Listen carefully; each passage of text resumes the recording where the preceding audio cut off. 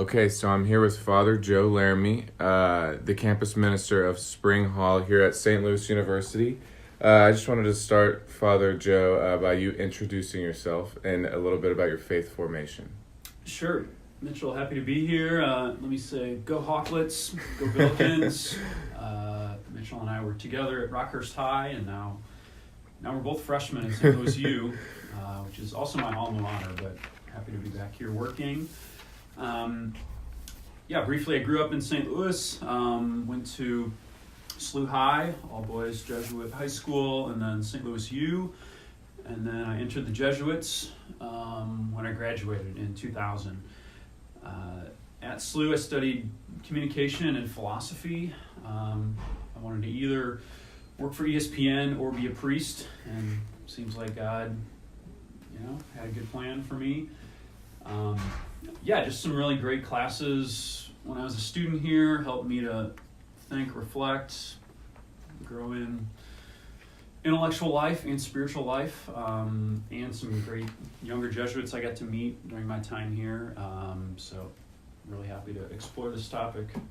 Awesome. Yes. So the topic we're talking about today is faith and doubt and how those things might intertwine with each other in someone's faith. So I just wanted to start by with this quote from Leslie Newbigin from his book Proper Confidence, where he says, skepticism is evidence of one's existence as a thinking and doubting subject. I thought this was really cool because it sounds like he's trying to show that doubting is part of like someone's being like natural. So I just wanted to ask you what you thought about doubt and faith and how you think that they might intertwine with each other.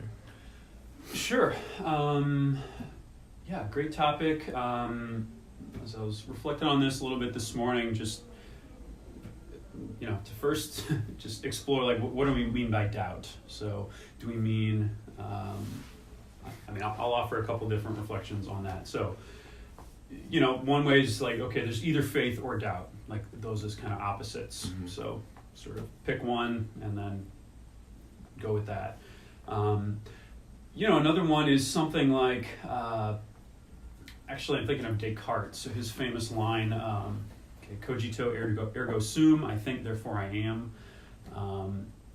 which is part of a long kind of philosophical reflection he has. That argument goes more like this, something like, I doubt therefore I am. So he keeps kind of like doubting and just kind of sees where it leads him. He says, what if everything I see is just an illusion? Okay, maybe that's true.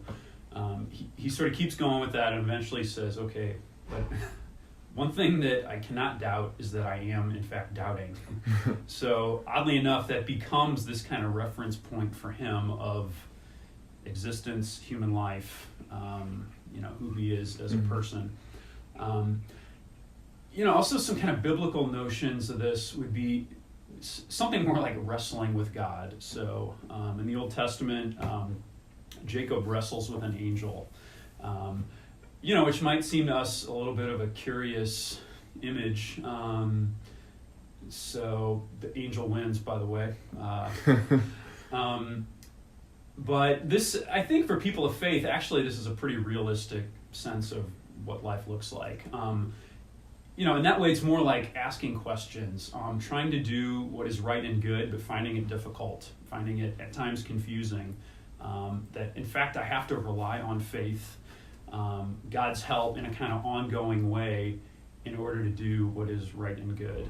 In this sense, doubt is more like, part of life or something not to be feared, but rather just to deal with it in a good way. So for instance, somebody may say, well, I really doubt certain aspects of the Catholic faith. Like, okay, me as a priest, like I'm not really troubled by that if somebody says that to me.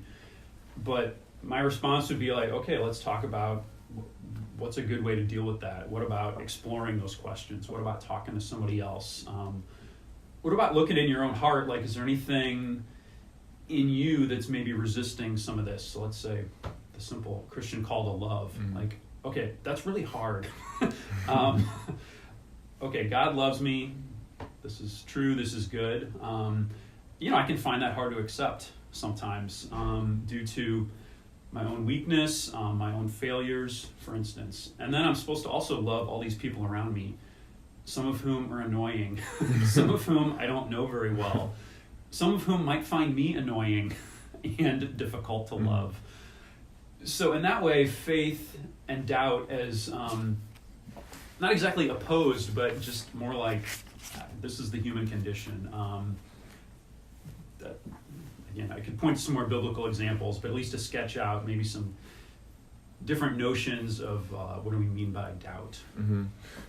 So I like that second one. And then, so Pope Francis said in a papal address a couple years ago, around November, he talked about himself having his own personal doubt and convictions, and he said, "I have many times, but such doubts can be a sign that we want to know God better and more deeply.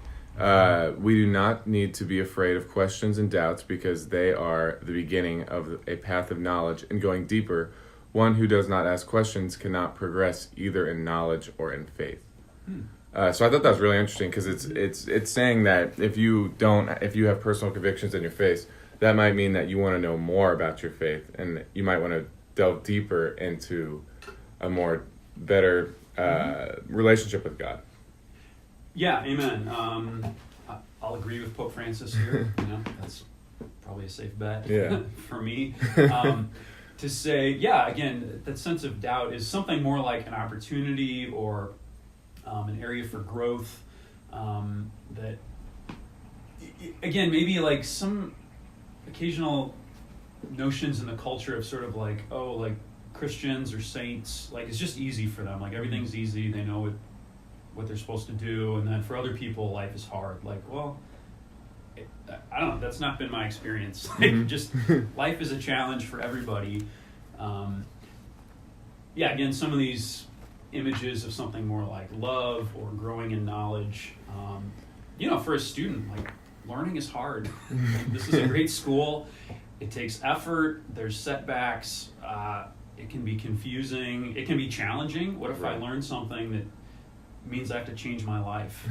For instance, let's say something like an awareness of the poor and the cycle of poverty around me.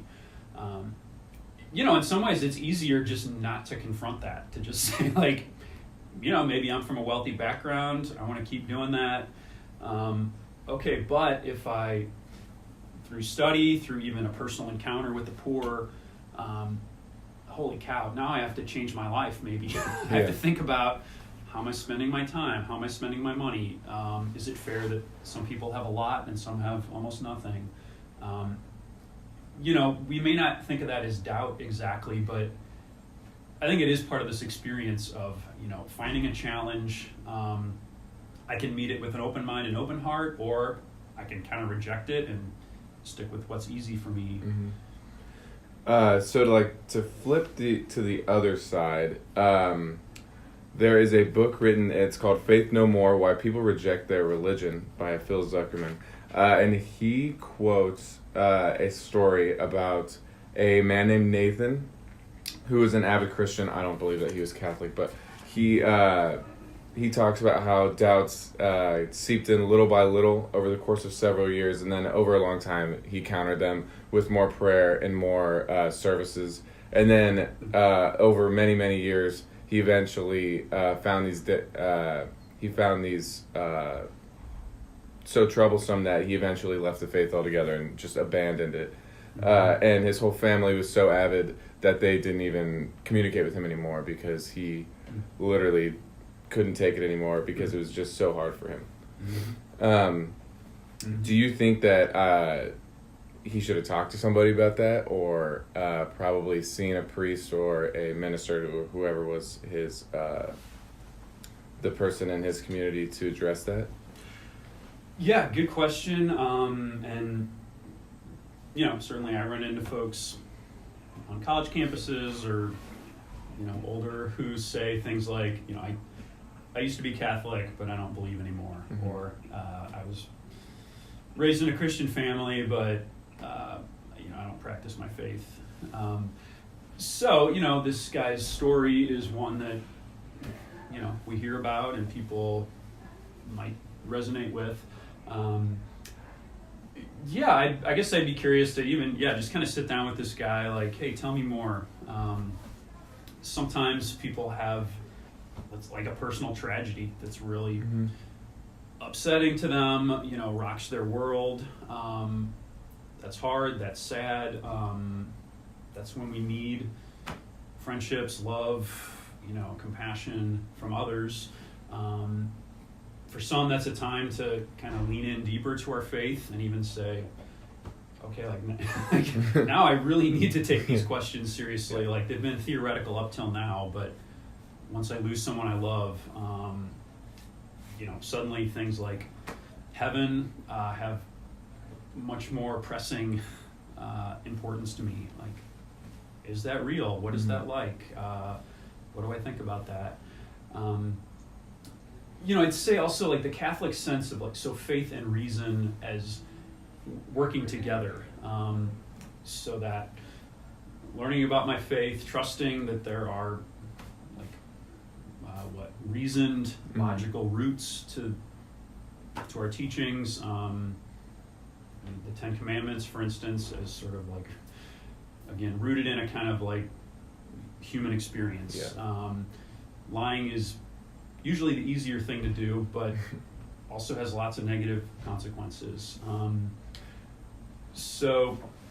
maybe just want to hear more from this guy, like, what was that like? But I'd say, generally speaking, like, study, conversation, prayer, these are important things to do when we're going through doubt. And then I kind of wanted to talk about how doubt has changed over time. So back when Jesus was first crucified and rose from the dead, doubting Thomas, one of the 12 apostles, was very evident, and he is a very popular Christian. So I just wanted to kind of pick your brain on what your thoughts are about, like, it changing over time, because obviously it existed when Jesus was crucified and died and when Christianity was just beginning, to today, where Pope Francis can say he even had doubts in his faith as the Pope of the Christian world. I love St. Thomas. I often preach about him around Easter time.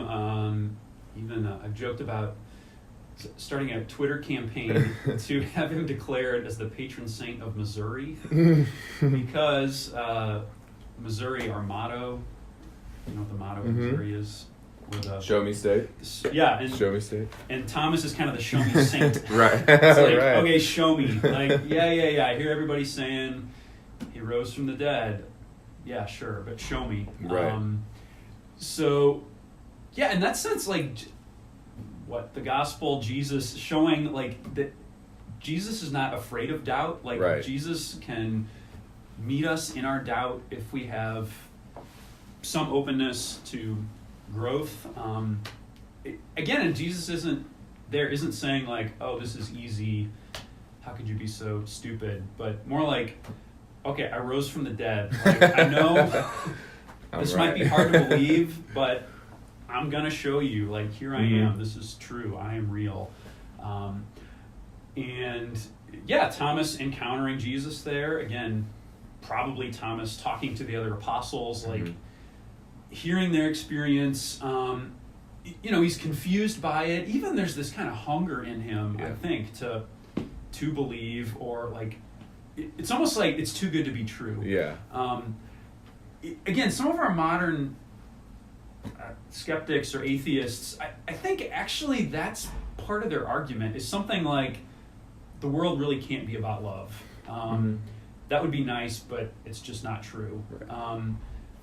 And again, I think the gospel, faithful people saying, like, okay, we're with you that life is tough, that there is violence and confusion, but we're also going to keep leaning in to say, like, love is real. A God who loves us made us. In one way, like, doubt isn't new. Like, right. It's been around forever. Even I'm thinking of Pontius Pilate. So, okay, sure. at the crucifixion, Jesus says to him something like, I came to testify to the truth. And Pilate says to him, what is truth? which is kind of like, as I read it, he's saying that with a smirk. Like, Yeah. he doesn't really believe in truth. Right. His MO is like, okay, Jesus, look, it's about power. I have the power. Mm-hmm. And if you beg for mercy, I might show you a little bit of mercy. Right. But Jesus doesn't bite that apple there. He just stands as he is. An innocent man who's just been beaten and Right. is now condemned to death. So in a sense, like, okay, like, who's right? Is Pilate right? Like, love is a joke, truth is a myth? Or is it possible that, in fact, this man represents truth and love, that he's not just a man, but something much more? In fact, the God who made Pilate. Right. Yeah, I think that's a question to wrestle with. So then, kind of in closing, how would you counsel someone who may have doubt in their faith, especially someone of like the young age of like just getting confirmed or something like that? Because it seems like that is where, maybe in your experience, where people have most of their troubles would be like right when they're kind of developing their own thoughts instead of their parents having to give them to them. Mm-hmm. Yeah, I'm also thinking of St. Ignatius Loyola, Mm-hmm. founder of the Jesuits. In his writings, he talks about consolation and desolation as things every person is going to experience, in particular a person of faith. So what does he mean by that? Okay, consolation is this experience of being loved, finding joy, finding hope. That can be in a family setting, that can be in friendships, that can be in our friendship with God. Mm-hmm. Who knows, on a good retreat, on a hiking trip, seeing the glory of the mountains, for instance. So that's consolation. Desolation is the opposite. It's sorrow, confusion, anxiety, a sense of just tiredness, like, I'm working hard, but Right. is this even worth it? He says, okay, notice these two experiences.